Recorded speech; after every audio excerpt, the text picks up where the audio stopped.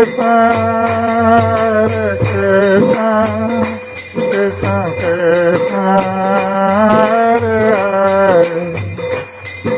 Rama, Rama Rama Rama, Hare Hare, Hare Krishna, Krishna। आज यहाँ पर उपस्थित भक्त सज्जन और मातृवृंद,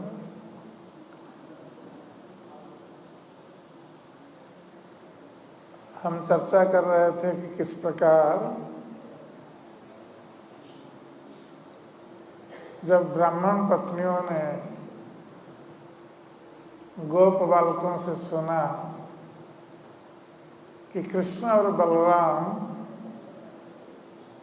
अपने गोपाल बालकों के साथ गोचारण करते हुए अति निकट में आए हैं और ये भूखे हैं, ये ब्राह्मण पत्नियां जो भगवान कृष्ण के प्रति अपने प्रेम को विकसित कर ली थी, तो उन लोगों ने भगवान कृष्ण से मिलने के लिए ये लोग उतावली हो गई, अर्थात व्याकुल हो गई। और ये स्वाभाविक है कि जब कृष्ण के बारे में केवल श्रवण करते हुए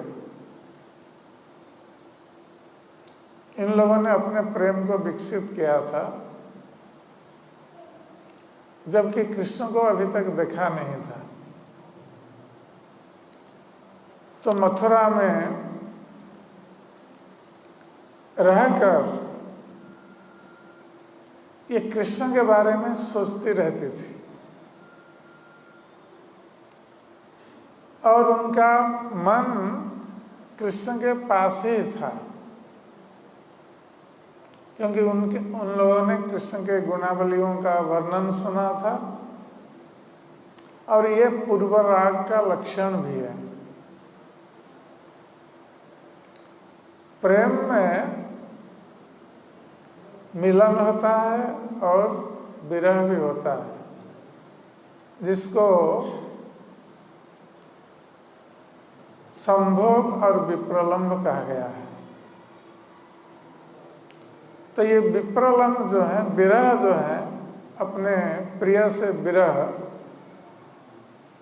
ये वस्तुतः मिलन की पुष्टि करता है। ना बिना विप्रलंबेन संभोगम पुष्टि अश्नुते। विप्रलंब के बिना अर्थात विरह के बिना संभोग या मिलन की पुष्टि नहीं होती।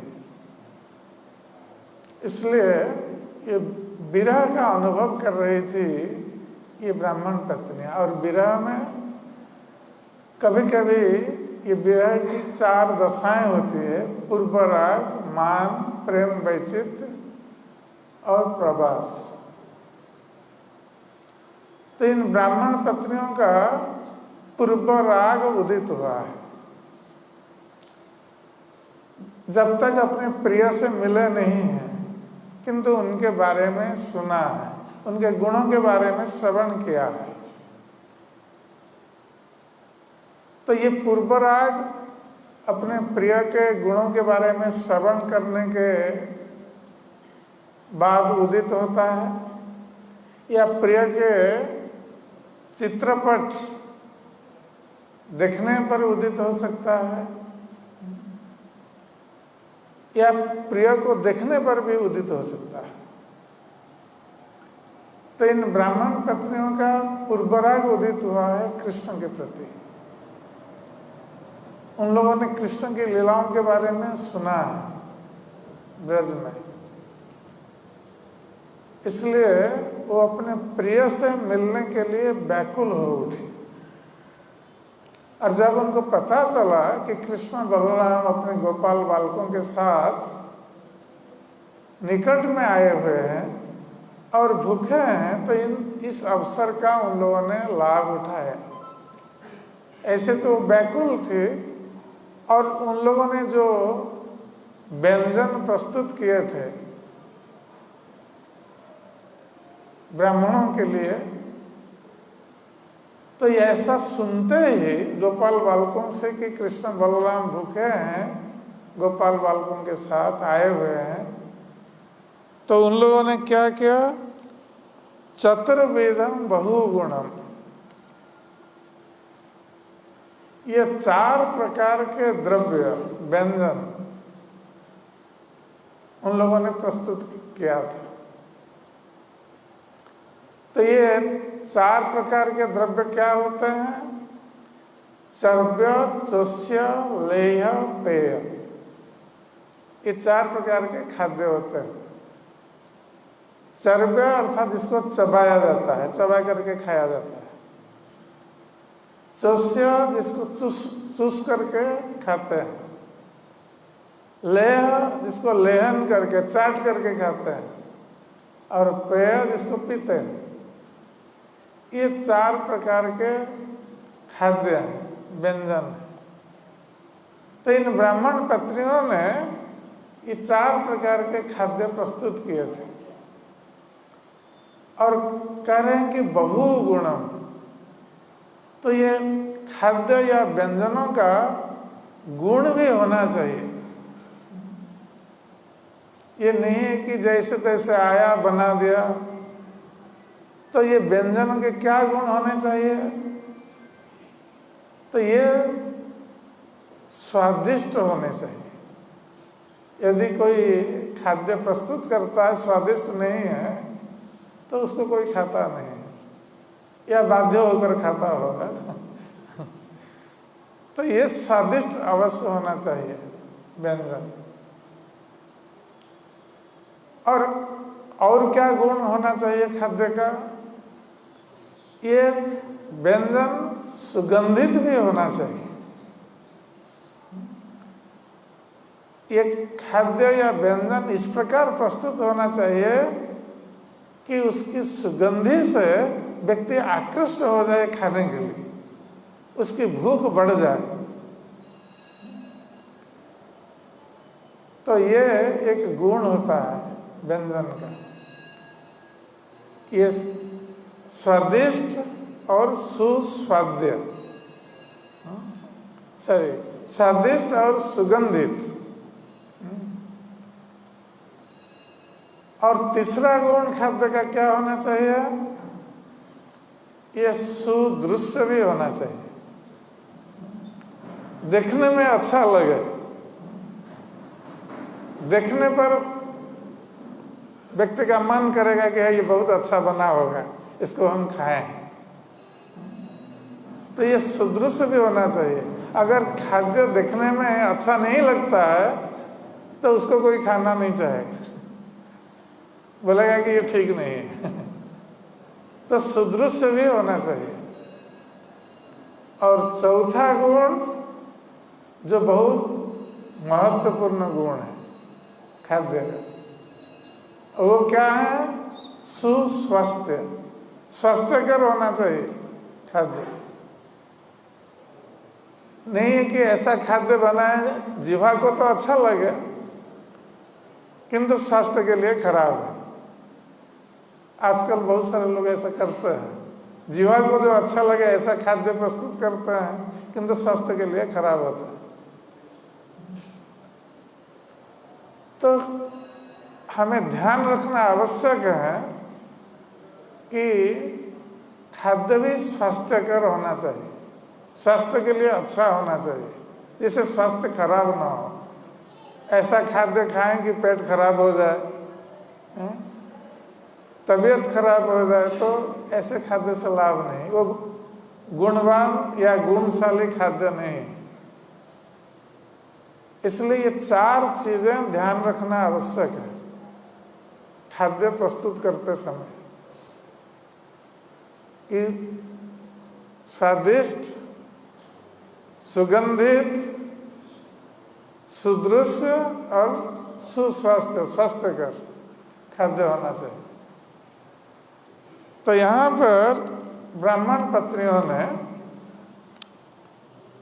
चतुर्वेद बहुगुणम, ये 4 प्रकार के खाद्य उन लोगों ने प्रस्तुत किए थे और ये सारे गुणों से ये खाद्य युक्त थे। ये जो 4 गुण हमने बताया खाद्य के लिए, ये 4 गुणों से युक्त थे ये खाद्य, इसलिए बहुगुण बताया गया है। अन्नं आदाय भाजन, तो उन लोगों ने क्या किया, बड़े बड़े पात्रों में उन लोगों ने ये 4 प्रकार के खाद्य वो भरने लगे, बड़े बड़े पात्रों में, क्योंकि उनको पता था कि केवल कृष्ण बलराम अकेले नहीं हैं, उनके साथ उनके गोपाल बालकगण भी हैं और सभी के लिए खाद्य चाहिए, सभी भूखे हैं। इसलिए उनके पास जो भी खाद्य द्रव्य प्रस्तुत किए थे बड़े बड़े पात्रों में उन लोगों ने भरा। और क्या किया, अभिशस्त्रु प्रियं सर्वा समुद्रमेव निम्नगा, तो ये सब खाद्य पात्रों को स्वयं पकड़ने लगी। ये नहीं है कि गोपाल बालक आए हैं खाद्य मांगने के लिए और उनके हाथ भेज दें, ये नहीं भेज रही थी उनके हाथ, वो स्वयं लेकर जाने के लिए उद्यत हो गई। तो यहाँ पर सुखदेव गोस्वामी अभिशस्त्र शब्द का प्रयोग कर रहे हैं, जिसका अर्थ वो जाने लगे, और किस रूप में, अभिसारिका के रूप में। जैसे कोई प्रिया से मिलने जाती है, उसको अभिसारिका कहते हैं इस शास्त्रों के अनुसार। तो ये अभिसारिका के रूप में, अर्थात सुसज्जित होकर अपने प्रिय से मिलने जा रही है। तो इस रूप में वो सारी वस्तुओं को, खाद्य वस्तुओं को लेकर वो निकली, इस सारी ब्राह्मण पत्नियां। और इस सारे के सारे ब्राह्मण पत्नियां निकली, केवल एक रह गई थी, उसकी चर्चा हम बाद में करेंगे। और ये जब एक साथ जा रही है ब्राह्मण पत्नियां गोपाल बालकों के साथ, तो सुखदेव गोस्वामी कहते हैं, एक उदाहरण देते हैं महाराज परीक्षित को, ये वर्णन कर रहे हैं महाराज परीक्षित के सामने। तो कहते हैं कि समुद्रम इव निम्नगा, निम्नगा अर्थात जो नदियां हैं जिसके जल निम्न की ओर प्रवाहित होता है। तो ये जिस प्रकार नदियां समुद्र में मिलने के लिए जाती हैं, दौड़ती हुई जाती है, वेग से जाती है समुद्र में मिलने के लिए, तो उसी प्रकार ये ब्राह्मण की पत्नियां भगवान कृष्ण से मिलने के लिए उतावली होकर, व्याकुल होकर वो तीव्र गति से जा रहे हैं खाद्य वस्तुओं को पकड़ती हुई। तो ये उदाहरण क्यों दे रहे हैं सुखदेव गोस्वामी कि नदियां जिस प्रकार समुद्र में मिलने जा रही है, क्योंकि नदियों के लिए समुद्र में मिलने के लिए जाना या समुद्र में जाना ये स्वाभाविक है, और इस पर नदियों को कोई दोष नहीं दे सकता। तो उसी प्रकार भगवान कृष्ण को जिसने प्रिय के रूप में मान लिया हो, क्योंकि भगवान ये सभी के प्रिय है, क्योंकि वही परम पुरुष भगवान है, परमात्मा है, तो ये सभी के प्रिय है। इसलिए उनसे मिलने के लिए जाना ये कोई दुस्साहस नहीं है। इन ब्राह्मण पत्नियों के लिए या उन पर कोई दोष का आरोप नहीं लग सकता। ये उनके लिए स्वाभाविक था कृष्ण से मिलने के लिए जाना। इसलिए सुखदेव गोस्वामी नदियों का उदाहरण दे रहे हैं कि नदियां जैसे स्वाभाविक रूप से समुद्र में मिलने जाती है। निषिद्ध माना, तो जब ये ब्राह्मण की पत्नियां यज्ञशाला से ये सारे खाद्य लेकर स्वयं चलने लगी कृष्ण से मिलने के लिए, तो उनके पतियों ने देखा, ब्राह्मणों ने देखा। और ये ब्राह्मणगण, इन लोगों ने गोपाल बालकों को पहले कुछ नहीं कहा था। जब गोपाल बालक पहले आए थे ब्राह्मणों से मांगने के लिए कुछ और, तो उस समय ये ब्राह्मणगण हाँ ना कुछ नहीं बोल रहे थे और उनको दिया भी नहीं कोई और, क्योंकि वो कृष्ण बलराम को साधारण मनुष्य बालक समझते थे, भगवान नहीं समझते थे। अब उन लोगों ने देखा कि वही गोपाल बालकगण उनकी पत्नियों के पास आए हुए हैं, तो वो समझ गए कि ये हमारे पास आए थे, हमने नहीं दिया इसलिए पत्नियों के पास आए हैं। और हमारी पत्नियां सब चलने लगी हैं उनके साथ कृष्ण के लिए अन्न लेकर। तो उनको ये अच्छा नहीं लगा ब्राह्मणों। तो ब्राह्मणों ने अपनी पत्नियों को रोका कि नहीं, तुम लोग नहीं जा सकते। और केवल ब्राह्मणों ने या पतियों ने नहीं रोका, निषिद्ध माना पति भी, भ्रातृ भी, बंधु भी, सुतई। उनके पतियों के द्वारा वो ये ब्राह्मण पत्नियां ये रुकी गई। पतियों ने कहा कि नहीं, तुम लोग नहीं जा सकते। और केवल पतियों ने नहीं कहा, उसके साथ साथ उनके भ्रातृ भी, उनके भ्रातागण भी थे उपस्थित। वहाँ यज्ञ चल रहा था तो सारे लोग आए हुए थे वहाँ पर। केवल ब्राह्मण उपस्थित नहीं थे, ब्राह्मणों के आत्मीय स्वजन भी वहाँ उपस्थित थे। तो इन ब्राह्मण पत्नियों के भ्रातागण भी वहाँ उपस्थित थे, उन लोगों ने भी रोका। और इसके साथ साथ जो आत्मीय स्वजन थे उन लोगों ने भी रोका। और उनके जो पुत्र थे, पुत्रों ने भी रोका अपनी माताओं को। ये सभी ने रोका उनको, नहीं तुम लोग नहीं जा सकते। किंतु रोके जाने पर भी भगवती उत्तम श्लोके दीर्घ श्रुत धृताश्रया। तो ये ब्राह्मण पत्नियां जब अपने पति, भ्राता, पुत्र, आत्मीय स्वजन उनके द्वारा रोकी जा रही है, फिर भी वो नहीं मान रही है। क्योंकि भगवान उत्तम श्लोक, कृष्ण जिनको उत्तम शब्दों से जिनका गुणगान किया जाता है,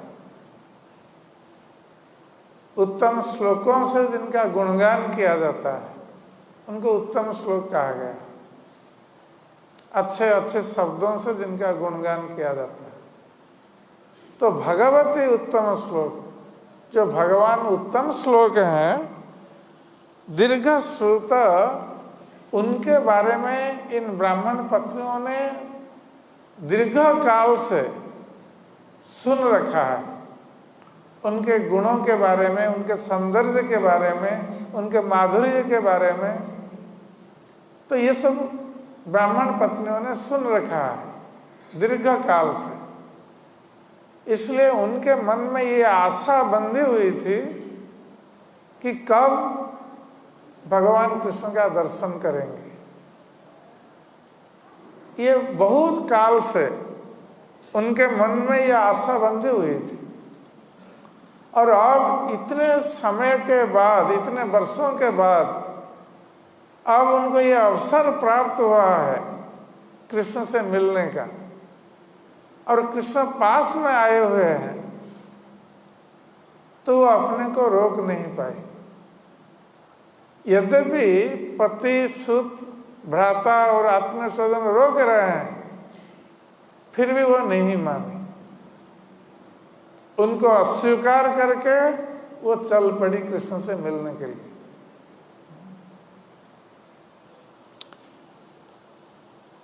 यमुनोपवने अशोक नव पल्लव मंडित है। और वह कहाँ पर गई ना, ये वृंदावन का एक उपवन है जिसको अशोक वन कहा जाता है। वहाँ पर अशोक के बहुत सारे वृक्ष हैं, और ये यमुना के तट पर है। और वहीं पर कृष्ण बलराम अपने गोपाल बालकों के साथ गोचारण करते हुए बहुत दूर से उसी अशोक वन में आए हुए हैं। तो ब्राह्मण की पत्नियां उसी वन की ओर चली जिस अशोक वन नव पल्लवों से मंडित था। ये यद्यपि ग्रीष्म का समय था, और साधारण रूप से ये वृक्षों के पत्ते झड़ जाते हैं और उससे फिर नए पत्ते निकलते हैं, तो उस समय वृक्ष बहुत सुंदर लगते हैं। तो ये अशोक वन में ये सारे वृक्ष नव पल्लवों से सुसज्जित थे, बहुत सुंदर लग रहे थे। तो वहीं पर विचरंतं वृतं गोप, तो उसी अशोक वन में भगवान श्री कृष्ण विचरण कर रहे थे, भ्रमण कर रहे थे, गोचारण कर रहे थे। वृतं गोप, अपने गोप बालकों के द्वारा परिवेष्टित होकर, घिरे हुए। तो हम उस दिन चर्चा कर रहे थे कि कैसे गोप बालकगण उनके पास पास रहते हैं कृष्ण की सुरक्षा के लिए। तो ये गोप बालकों से परिवेष्टित होकर भगवान कृष्ण उस अशोक वन में विचरण कर रहे थे। साग्रजं ददृश स्त्रिया, तो इन स्त्रियों ने, ब्राह्मण पत्नियों ने देखा भगवान कृष्ण को दूर से, कि भगवान कृष्ण अशोक वन में विचरण कर रहे हैं, गोपाल बालकों के द्वारा आवृत होकर घिरे हुए, और साग्रज अपने अग्रज ज्येष्ठ भ्राता बलराम के साथ वहाँ भगवान कृष्ण विचरण कर रहे हैं। तो इन ब्राह्मण पत्नियों ने उनको देखा, और पहली बार देखा। उनके बारे में सुना था, अब पहली बार वो दर्शन कर रही है भगवान कृष्ण। और कृष्ण के सौंदर्य और माधुर्य को देखकर वो अत्यंत मोहित हो गई, और चित्र प्रतिमावत वहाँ खड़ी रही देख करके। वो देखते ही रह गई कृष्ण के रूप। कृष्ण इतने सुंदर थे और इतने आकर्षक थे, और उनका माधुर्य जो आकर्षक था, इसलिए ये ब्राह्मण पत्नियां उनको देखते ही पूर्ण आकृष्ट होकर वहीं खड़ी रह गई।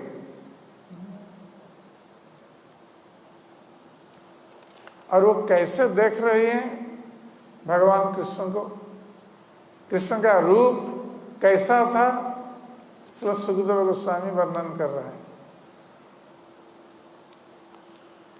श्यामं हिरण्य परिधिं वनमाल्यवरः धातु प्रबाल नटवेशं अनुव्रतं से विन्यस्तहस्तं इतरेण धुनानं अब्जं कर्णोत्पलालकपोलमुखाब्जहासम। तो भगवान श्री कृष्ण श्याम वर्ण के थे। श्यामम हिरण्य परिधि।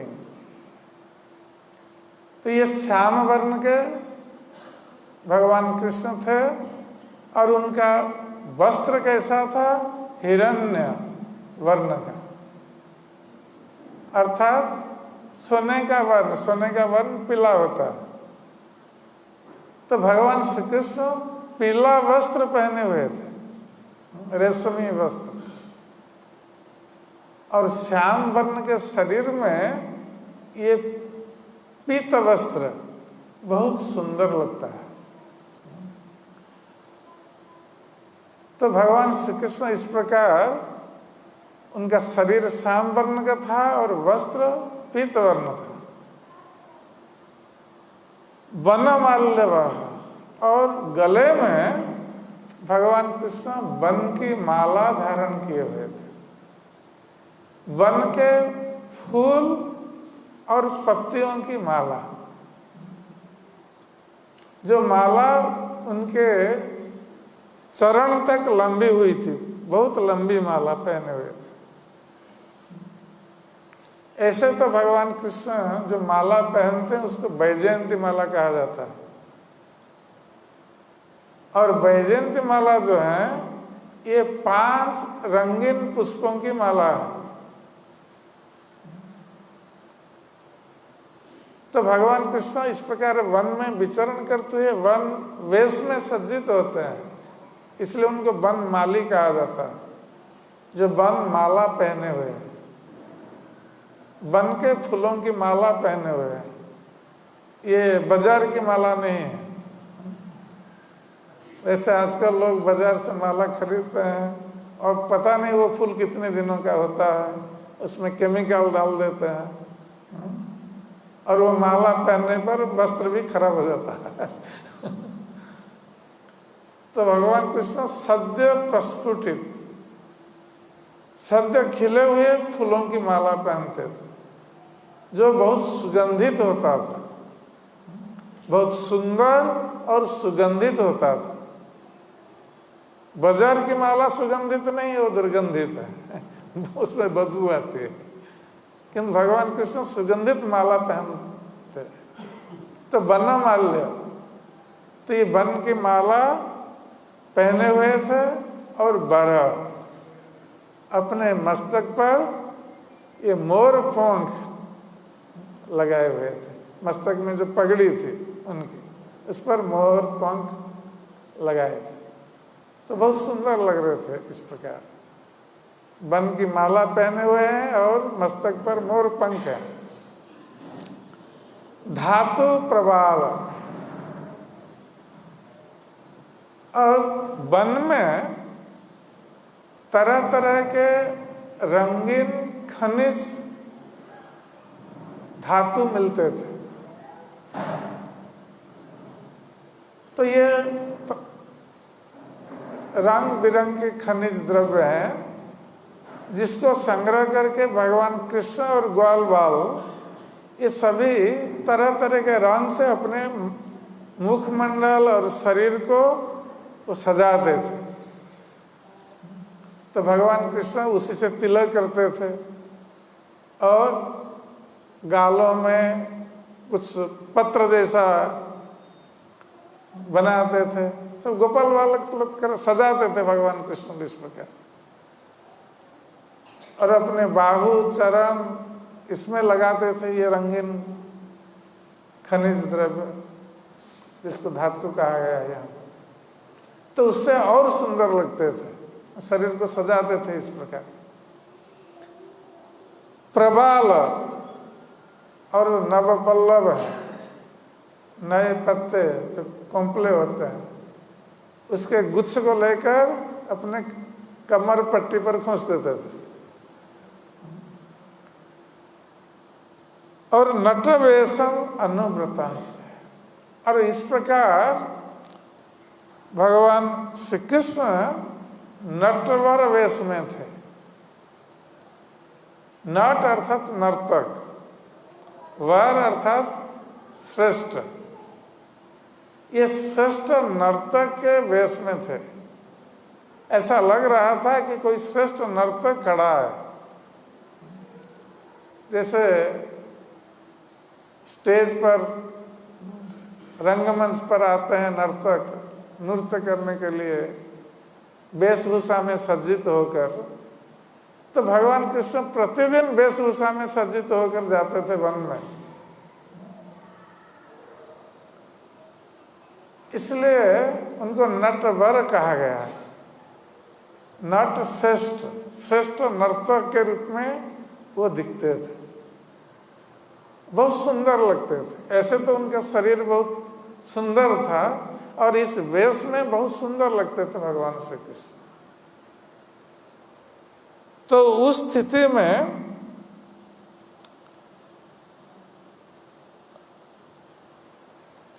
भगवान श्री कृष्ण और क्या कर रहे थे?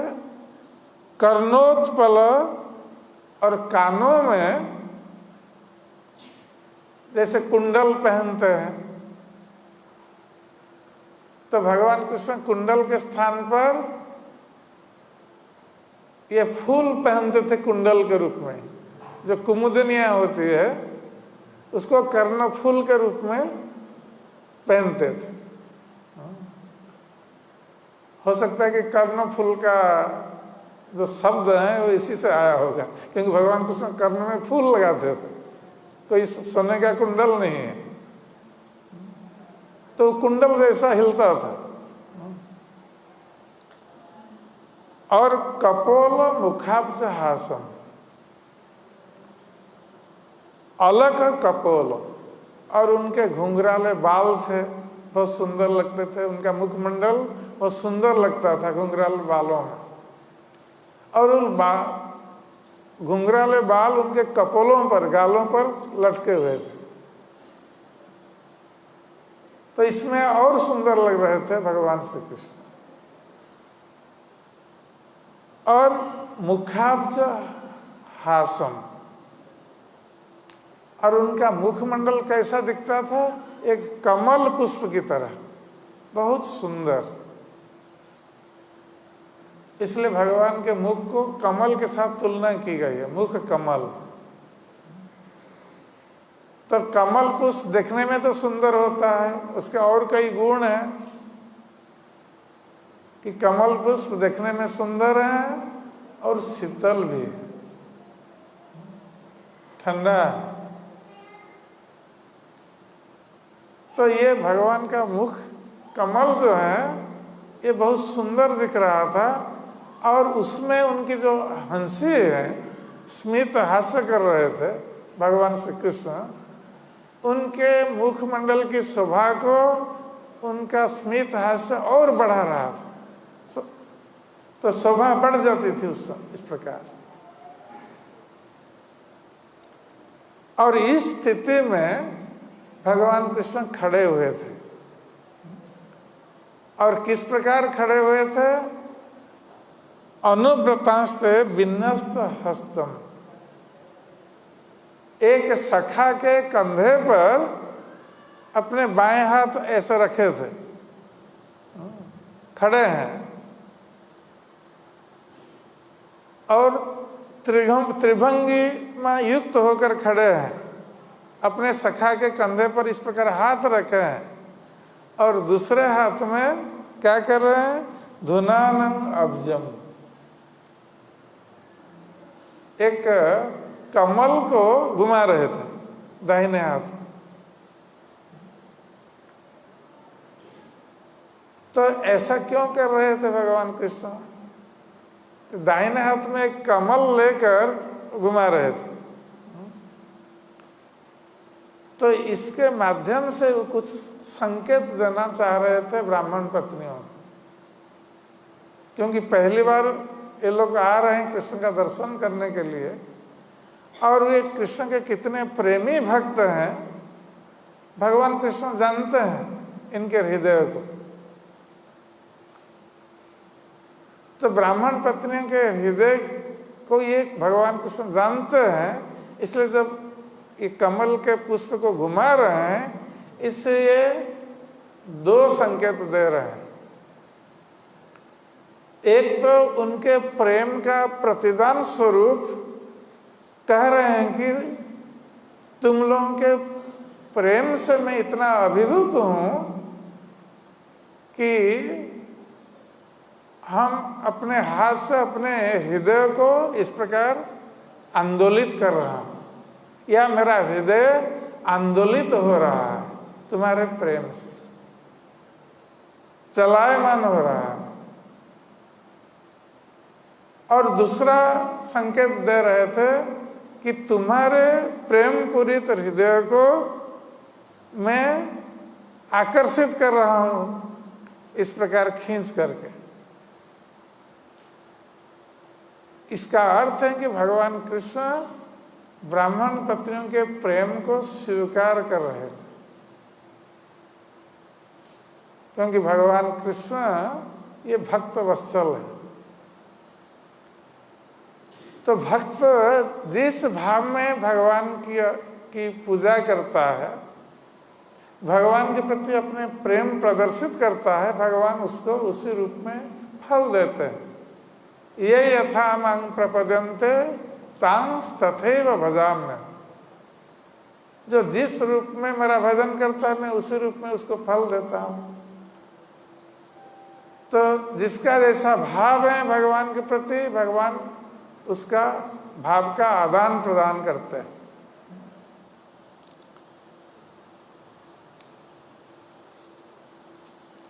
प्रायः श्रुत प्रियतमो दयकर्णपूरै जस्मिन् निमग्न मनसतम् अथ अक्षिरन्ध्रे अन्तः प्रवेश्य सुचिरं परिरभ्यतापम् प्राज्ञं यथाभिमतयो विजहो नरेंद्र।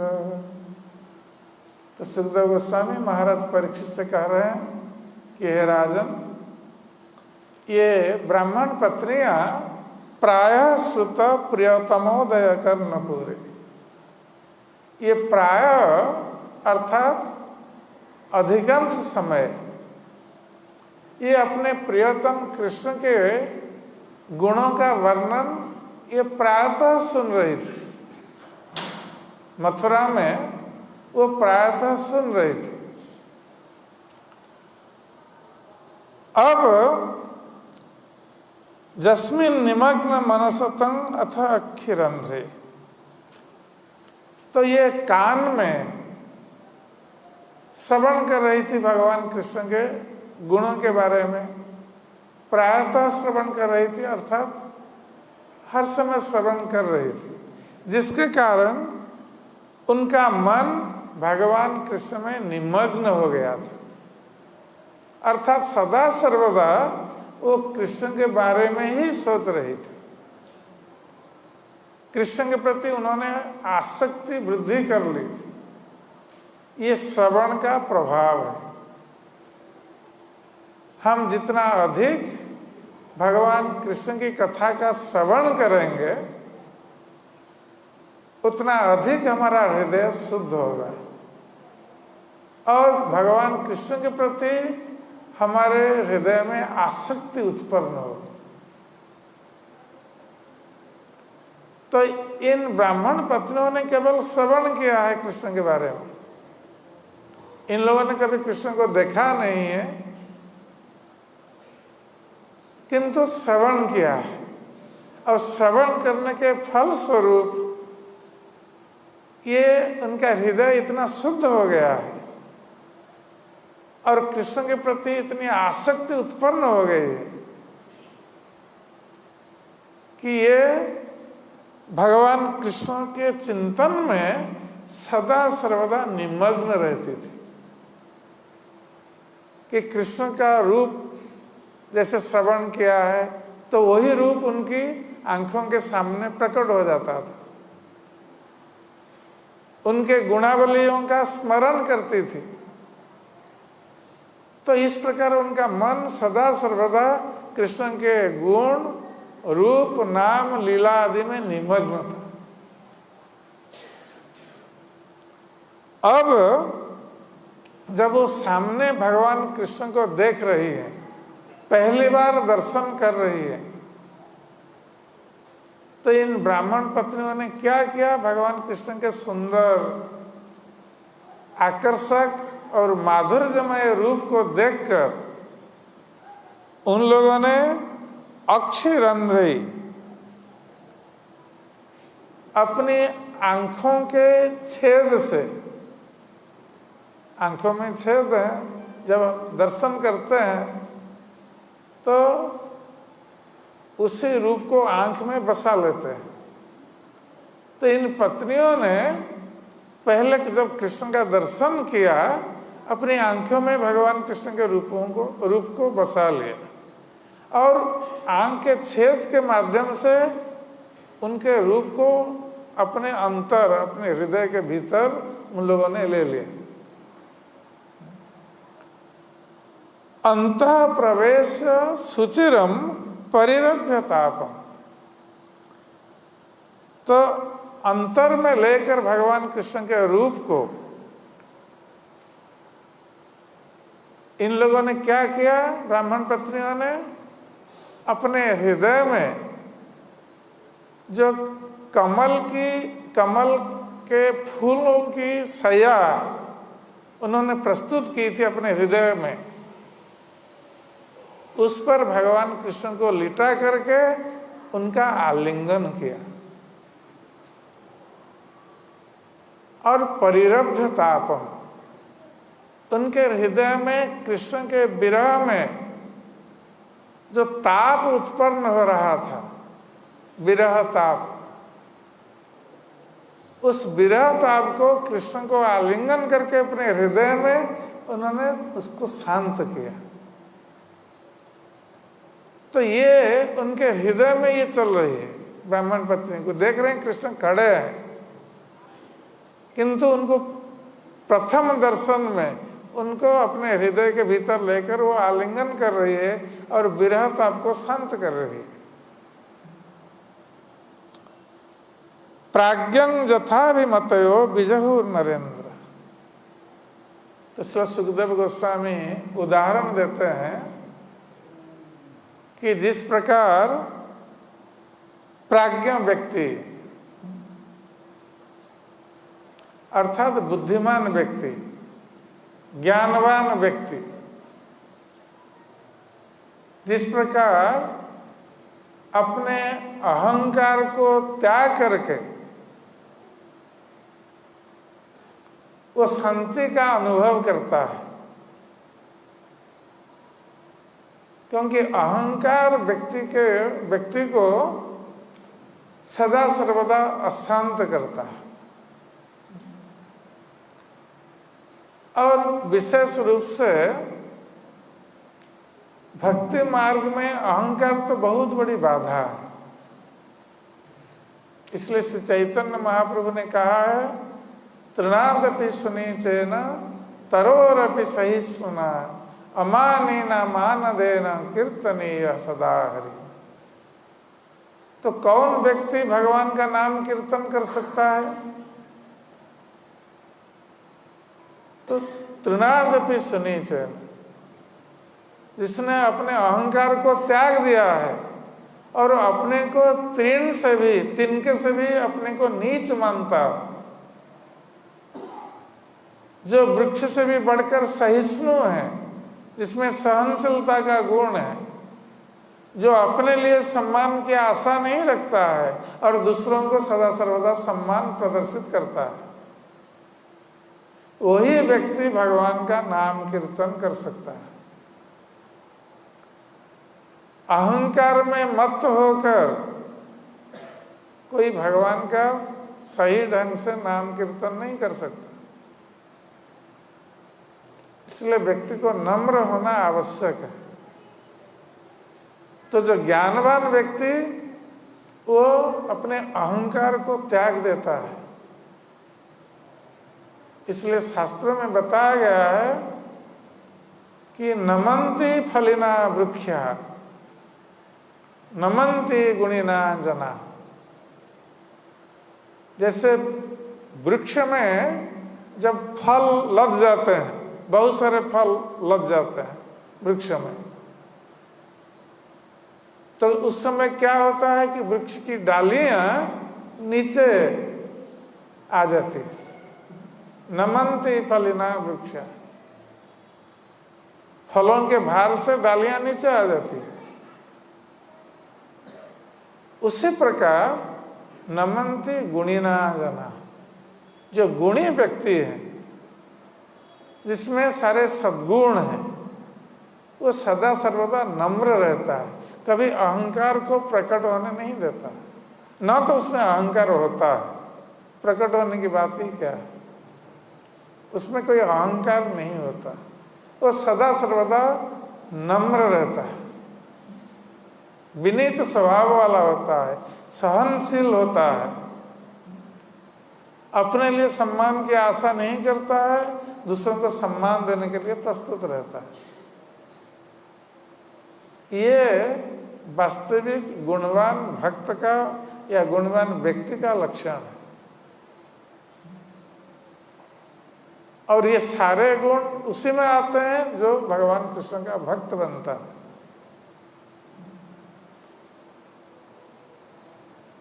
जस्यास्ति भक्तिर भगवती अकिंचना सर्व गुणैस्तत्र समासते सुरा, जिसका भगवान कृष्ण के चरणों में अकिंचन भक्ति है, उनमें ये सारे गुण आ जाते हैं, अपने आप आ जाते हैं। किंतु जो भगवान के भक्त नहीं है, हराव भक्त से कुतो महत् गुणा, जो भगवान कृष्ण के भक्त नहीं है, उनमें ये सारे अच्छे गुण कहाँ से आएंगे? नहीं आ सकते। चाहे वो समाज में कोई भी प्रतिष्ठित पद पर क्यों ना हो, उनमें अच्छे गुण आ नहीं सकते यदि वो कृष्ण का भक्त नहीं है। तो यहाँ पर इसलिए सुखदेव गोस्वामी ये तुलना कर रहे हैं कि प्राज्ञा जथा अभिमतयो, ज्ञानवान व्यक्ति जिस प्रकार अपने अहंकार को कृष्ण चेतना में स्थित होकर त्याग देता है और शांति को प्राप्त करता है,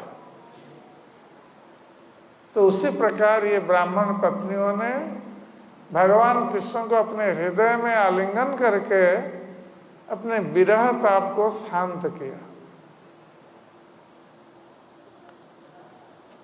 तास तथा त्यक्त सर्वासः प्राप्त आत्मनिदृक्षया विज्ञाय अखिल दृग्द्रष्टा प्राह प्रहसितानन। तो ये भगवान कृष्ण देख रहे थे ब्राह्मण पत्नियों की अवस्था को, कि ये लोग कैसे अपने हृदय में उनको आलिंगन कर रहे हैं। कृष्ण समझ गए। तो तास तथा त्यक्त सर्वासा, तो इन ब्राह्मण पत्नियों ने सारी भौतिक आशाओं को त्याग दिया। उनकी अब कोई भौतिक आशा नहीं रही। उन्होंने अपने घर को त्याग दिया, परिवार को त्याग दिया है, पति पुत्र आत्मीय स्वजन भ्राता पिता माता सभी को त्याग दिया है। और किसके लिए त्याग दिया है? कृष्ण के लिए। तो भगवान कृष्ण इस बात को समझते थे कि प्राप्ता आत्मनिदृक्ष है, उनका दर्शन करने के लिए इन ब्राह्मण पत्नियों ने अपनी सारी भौतिक आशाओं को त्याग दिया। विज्ञाय अखिल दृग्दृष्टा, जो भगवान अखिल दृग, जो समस्त व्यक्तियों को और उनके हृदय की बातों को देख रहे हैं, क्योंकि वो अंतर्यामी के रूप में सभी के हृदय में स्थित है, परमात्मा के रूप में। तो हर प्राणी के मन में क्या चलता है, क्या सोचता है, भगवान कृष्ण जान जाते हैं। हम उनसे कुछ छिपा नहीं सकते। हम दूसरे व्यक्तियों से अपने मन की बात को छिपा सकते हैं, किंतु भगवान कृष्ण से छिपा नहीं सकते। तो भगवान श्री कृष्ण समझ गए कि ये ब्राह्मण पत्नियां किस लिए आई हुई है उनके पास। तो ये प्राह प्रहसितानम, तो भगवान श्री कृष्ण ने हंसते हुए ब्राह्मण पत्नियों से कहा, क्योंकि समझ गए उनके हृदय के भावों को। तो हंसते हुए उनसे कहा, स्वागतंगो महाभागा आस्यतं करवाम किम। तो भगवान कृष्ण ने कहा कि हे महान भाग्यशालिनी ब्राह्मण पत्नियां, आप लोगों को यहाँ पर स्वागत है। तो उनको परम भाग्यशालिनी क्यों कह रहे हैं भगवान कृष्ण, जबकि उन्होंने अपना घर परिवार, पति, पुत्र, आत्मीय, स्वजन, भ्राता सभी को त्याग दिया है, जिसका कोई नहीं है इस संसार में। क्योंकि लोग अपने को भाग्यशाली समझते हैं जब उनका परिवार है, पति पत्नी है, भ्राता पुत्र संतानें हैं, तो लोग अपने को भाग्यशाली समझते हैं। किंतु इन लोगों ने सब कुछ त्याग दिया है और भगवान कृष्ण कह रहे हैं कि आप परम भाग्यशाली नहीं हैं। तो जिसका इस संसार में कोई नहीं है उसका भगवान श्री कृष्ण है।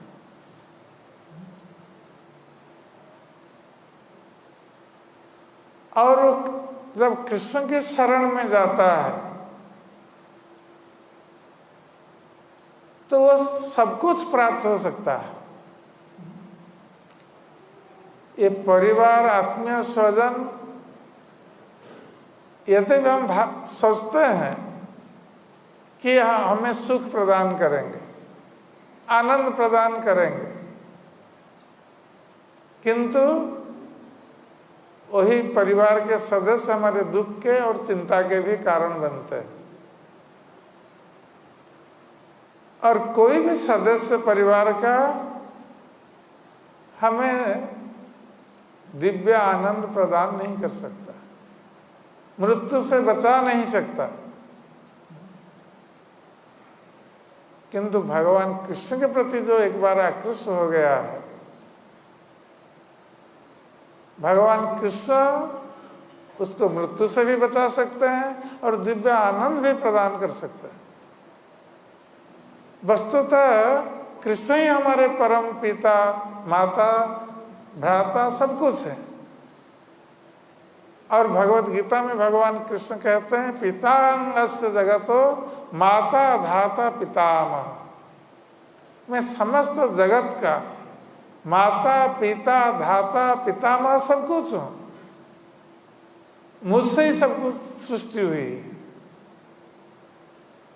तो जिन भगवान ने हमें सृष्टि की है, जो हमारे परम पिता हैं, उनको भूलकर हम इस क्षणिक एक जन्म के लिए जो सांसारिक संपर्क है, हमारा पारिवारिक संपर्क एक जन्म के लिए है, हर जन्म के लिए नहीं है।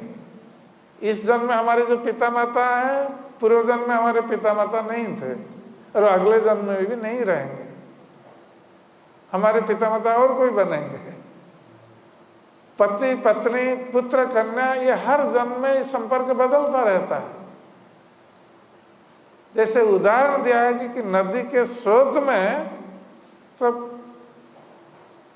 कुछ लकड़ियां, कूड़े करकट ये सब बहते हुए जा रहे हैं, अलग अलग जा रहे हैं, और स्रोत के प्रभाव से कभी इकट्ठे हो जाते हैं, फिर कुछ दूर इकट्ठे होकर चलते हैं, उसके पश्चात फिर अलग अलग हो जाते हैं। तो समय के स्रोत के प्रभाव से हम एक परिवार में आबद्ध हुए हैं एक जन्म के लिए, और उस समय के स्रोत में फिर हम अलग अलग हो जाएंगे, अपने अपने कर्म का फल भोग करेंगे। तो ये जीवन है। किंतु हमारा जो नित्य संपर्क, ये भौतिक संपर्क क्षणिक है, अनित्य है। नित्य संपर्क भगवान कृष्ण के साथ है। भगवान कृष्ण हर जन्म में हमारे हृदय में परमात्मा के रूप में हमारे साथ आते हैं और हमारे कर्मों के साक्षी रहते हैं। तो उनके साथ हमारा नित्य संपर्क है, किंतु हम नित्य संपर्क को त्याग करके ये अनित्य संपर्क के लिए अपना सारा जीवन उत्सर्ग करते हैं। तो इन लोगों ने भगवान कृष्ण को ही सब कुछ मान लिया। अपने अनित्य संपर्क को त्याग करके नित्य संपर्क जो भगवान कृष्ण के साथ है उनको ग्रहण किया। इसलिए भगवान कृष्ण उनको कह रहे हैं कि महाभाग्यशालिनी, आप परम भाग्यशालिनी। तो कहते हैं कि आश्रताऊं करवाम की। तो आप लोग आइए, यहाँ बैठिए, उसको स्वागत कर रहे हैं। और कोई घर पर आते हैं, किसको स्वागत किया जाता है तो बैठने के लिए हम कहते हैं, और क्या सेवा कर सकें ये पूछते भी हैं।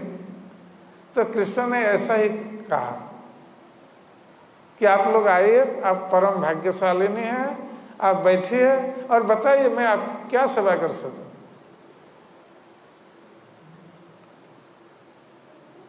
तो भगवान कृष्ण ऐसा क्यों पूछ रहे हैं कि मैं क्या सेवा कर सकूं? क्या उनको पता नहीं है कि वो किस लिए आए हैं और उनको क्या करना चाहिए? तो भगवान श्री कृष्ण सोच रहे हैं कि ये ब्राह्मण पत्नियां मेरे प्रेम में मोहित होकर, मेरे प्रति आसक्त होकर एक क्षण में अपना सर्वस्व त्याग दिया है। जो दुस्तेज्य है, ये किसी घर को त्याग करना और घर के परिवार के सदस्यों को त्याग करना, ये सभी के लिए संभव नहीं होता है। इसलिए इसको दुस्तेज्य कहा गया है। त्याग करना बहुत कठिन है, सभी लोग त्याग नहीं कर सकते। और इन स्त्रियों ने अपना सर्वस्व त्याग दिया है। एक क्षण भी उन्होंने नहीं सोचा कि इसके बाद हमारा क्या होगा। वो इतने समर्पित प्राणा हैं कृष्ण के प्रति, कृष्ण के लिए उनका जीवन समर्पित है, इसलिए अनित्य संपर्क को त्याग दिया है। तो उसके बदले भगवान कृष्ण सोच रहे हैं कि मैं इनको क्या दूं। मेरे पास इनको प्रदान करने के लिए प्रतिदान में, बदले में मेरे पास तो कुछ नहीं है, इसलिए मैं इनका ऋणी हूं। जिस प्रकार गोपियों के लिए भगवान कृष्ण ने कहा था कि हे गोपियों, आपके प्रेम के प्रदान करने के लिए मेरे पास कुछ नहीं है, मैं आपका ऋणी हूं। और यदि मैं प्रयास भी करूं, विबुधा ईसा पिवः, ब्रह्मा की आयु तक यदि मैं प्रयास करूं भी, फिर भी आपके प्रेम का प्रतिदान में नहीं दे सकता।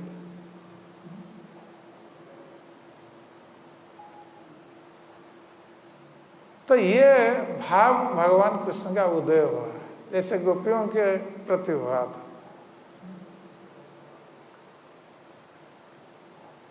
तो ये ब्राह्मण पत्नियां ये सब कुछ त्याग करके उनके पास आई है, इसलिए भगवान कृष्ण सोच रहे हैं कि मैं इनको क्या प्रतिदान में दूं,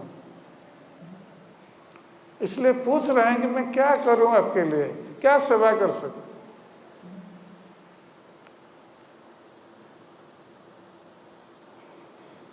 जन्नो दिदृक्षया प्राप्त उपपर्णम इदं हिव। तो भगवान कृष्ण कह रहे हैं कि आप लोगों ने मेरा दर्शन करने के लिए आप लोग मेरे पास आई हैं,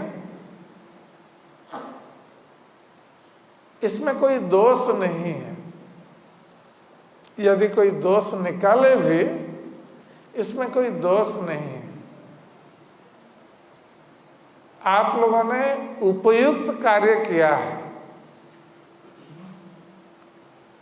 उनको आश्वस्त कर रहे हैं। कोई कह सकता है कि नहीं, ब्राह्मण पत्नियों ने ठीक नहीं किया, अपने परिवार को त्याग करना ठीक नहीं था, अपने पति भ्राता पुत्रों को त्याग करना ठीक नहीं था। कभी कभी लोग ऐसा बोलते हैं ये ठीक नहीं था। तो भगवान कृष्ण कह रहे हैं कि नहीं, तुम लोगों ने जो किया है ठीक ही किया है, ये आप लोगों के लिए उपयुक्त है। इसका अर्थ है कि ब्राह्मण पत्नी को कोई दोष नहीं दे सकता। जब भगवान कह रहे हैं, जब भगवान सारी सृष्टि की रचना करते हैं, सृष्टि का नियम बनाते हैं, धर्म क्या है? धर्म तो साक्षात भगवत प्रणीतम, साक्षात भगवान के द्वारा जो प्रणीत उपदेश है उसको पालन करना ही धर्म है। और स्वयं भगवान कह रहे हैं कि तुम लोगों ने ठीक ही किया। इसका अर्थ है कि ये ब्राह्मण पत्नियां धर्म पथ पर ही है, उनको कोई दोष नहीं दे सकता।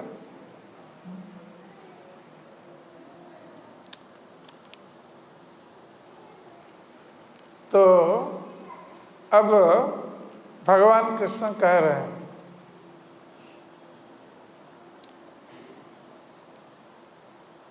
ननु अद्धा मयि कुर्वन्ति कुशला स्वार्थदर्शिनः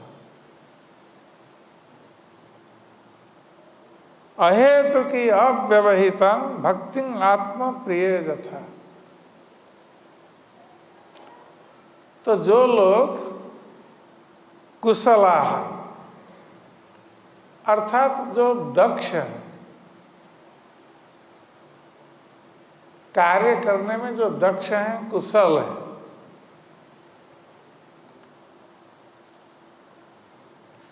और जो अपने स्वार्थदर्शिना,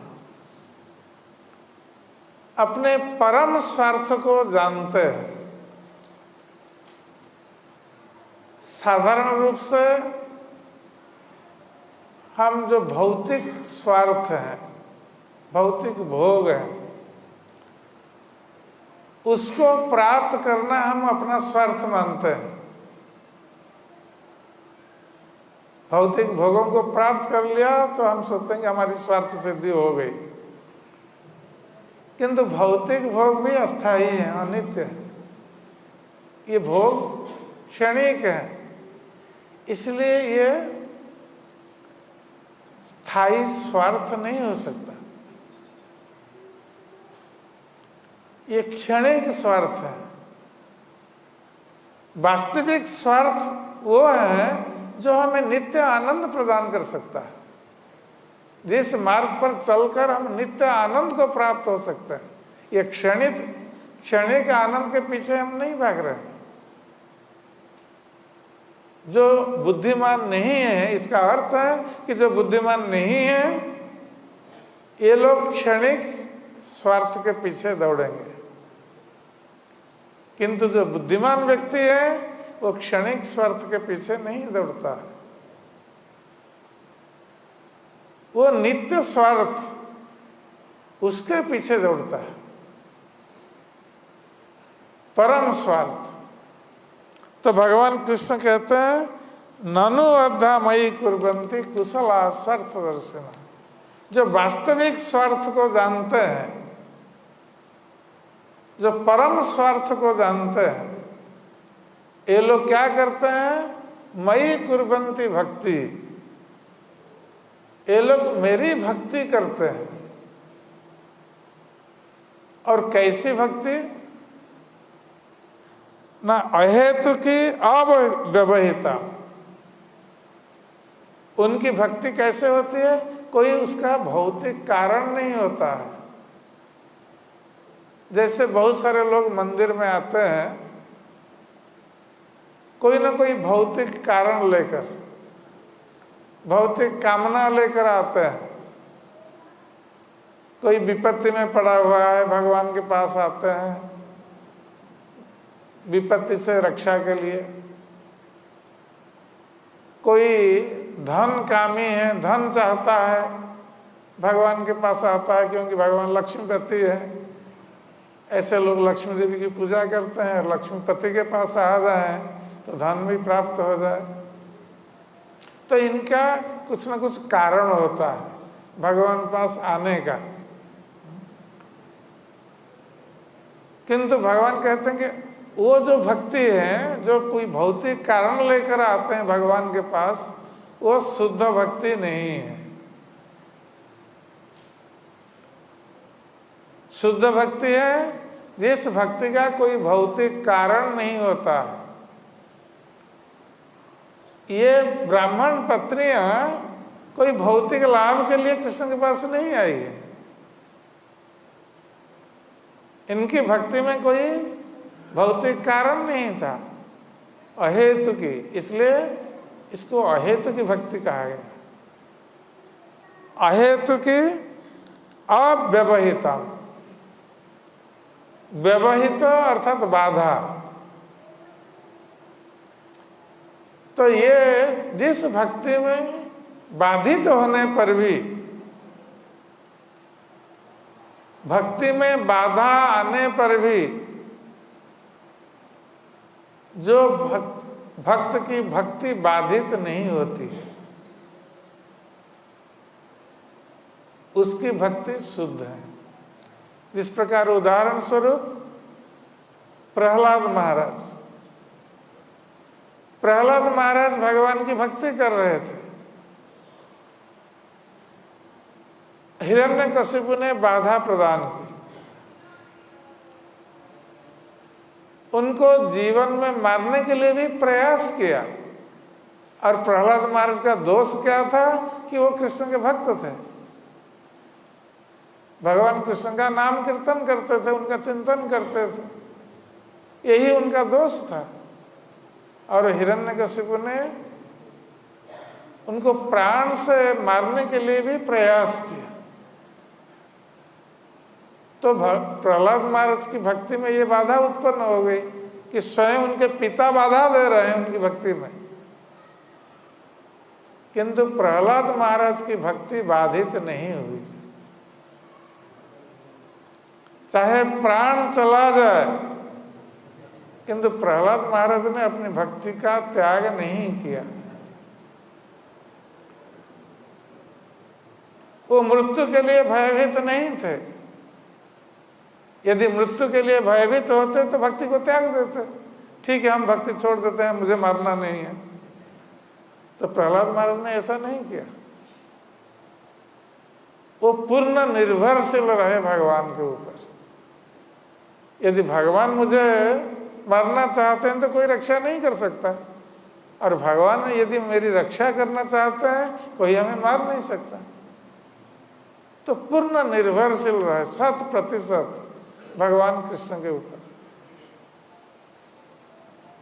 तो इसलिए बाधा उत्पन्न होने पर भी उनकी भक्ति में उनकी भक्ति बाधित नहीं हुई।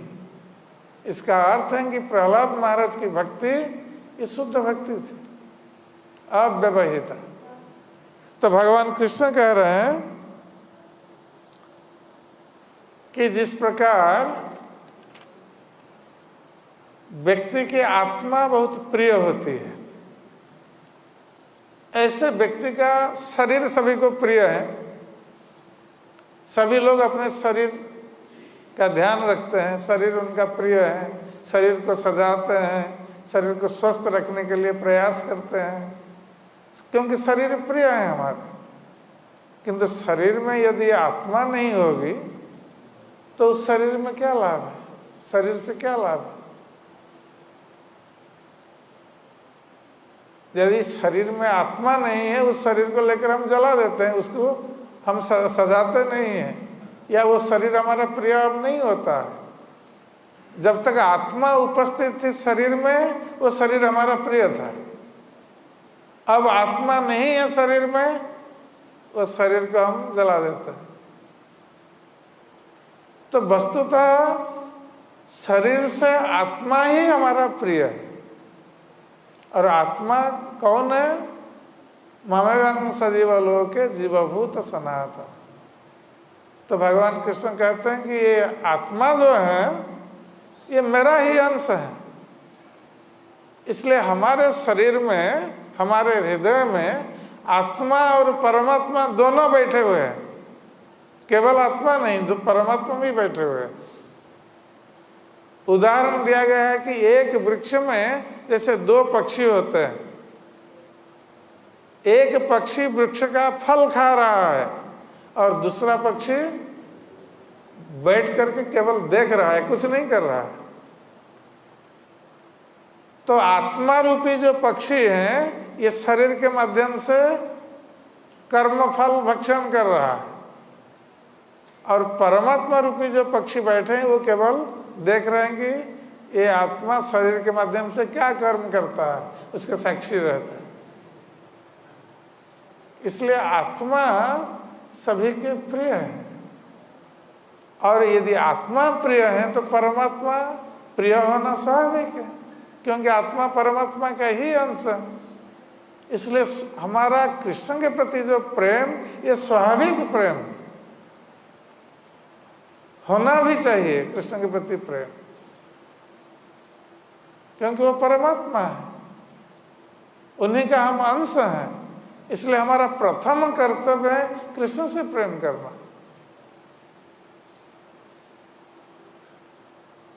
तो भगवान कृष्ण कहते हैं प्राण बुद्धि मन स्वात्म दारापत्य धनादय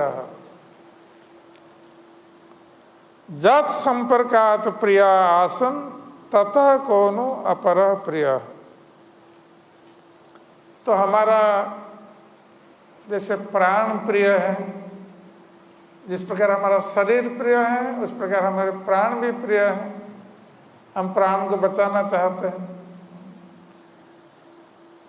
बुद्धि, मन, दारा, पत्नी, अपत्य संतान, धन आदि, ये सब हमारे प्रिय है। किस लिए प्रिय है? क्योंकि आत्मा हमारा प्रिय है। तो इसलिए आत्मा जो परमात्मा का अंश है, ये परमात्मा ही सभी के प्रिय है, और दूसरा कोई प्रिय नहीं हो सकता।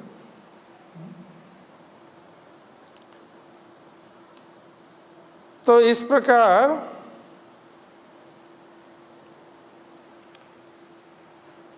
भगवान कृष्ण ने इन ब्राह्मण पत्नियों को स्वीकार किया अपने भक्त के रूप में, प्रेमी भक्त के रूप में स्वीकार किया। और अब उनको कह रहे हैं कि तत्जात देव यजनम पतयोगो जिद्जातय। तो भगवान कृष्ण ने ब्राह्मण पत्नियों से कहा कि आप लोग व्यंजन खाद्य लेकर आए, अन्न लेकर आए हैं, बहुत अच्छा है, आप लोगों को बहुत बहुत धन्यवाद। अब आप लोग लौट जाइए। किसके पास? अपने पतियों के पास। भगवान कृष्ण ने कहा तज्जात देव यजन पतियो दिजाते हैं। तो आपके पति लोग जहाँ पर यज्ञ अनुष्ठान कर रहे हैं, आप उसी स्थान पर लौट जाइए। स्वसत्रं पारयिष्यन्ति युष्माभिः गृहमेधिना। क्योंकि आपके पति गृहस्थ हैं और गृहस्थ का धर्म है यज्ञ अनुष्ठान पत्नी के साथ किया जा सकता है, ये गृहस्थ का धर्म। अब ब्राह्मण की पत्नियां यहाँ चली आई है, ब्राह्मण लोग वहाँ यज्ञ कर रहे हैं और यज्ञ अनुष्ठान पूरा नहीं हुआ है, तो इसलिए भगवान कृष्ण ने कहा कि आप लोग अपने पतियों के पास चले जाइए, जिससे कि क्योंकि आप लोग गृहस्थ हैं इसलिए आपको प्राप्त होकर आपके पतिगण आपके साथ यज्ञ अनुष्ठान को पूरा कर सकेंगे, उनका यज्ञ अनुष्ठान पूरा हो सकता है।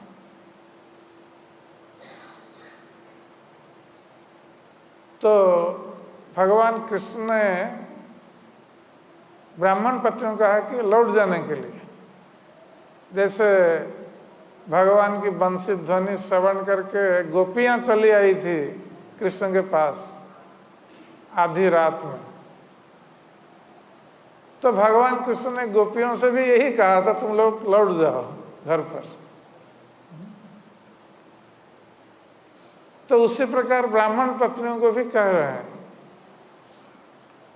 अब ब्राह्मण पत्नियों की अवस्था क्या होती है ये हमें देखना है कि ब्राह्मण पत्नी अब क्या सोच रही है। तो भगवान कृष्ण कह रहे हैं कि तुम लोग लौट जाओ, और ये लोग सब त्याग करके आए हैं कृष्ण के पास, और वो अच्छी तरह जानती हैं कि वो अब लौट नहीं सकती, क्योंकि पति, भ्राता, पुत्र, आत्मीय स्वजन किसी की बात उन लोगों ने नहीं मानी। गृह त्याग करके, उन लोगों को त्याग करके वो कृष्ण के पास आई है। अब वो लौट जाएंगे तो ये लोग स्वीकार भी नहीं करेंगे, वो अच्छी तरह जानती हैं। अब कृष्ण कह रहे हैं कि तुम लोग लौट जाओ अपने पतियों के पास। तब ब्राह्मण पत्नियां भगवान कृष्ण से क्या कर रही हैं इसके बारे में हम कल श्रवण करेंगे। हरे कृष्ण।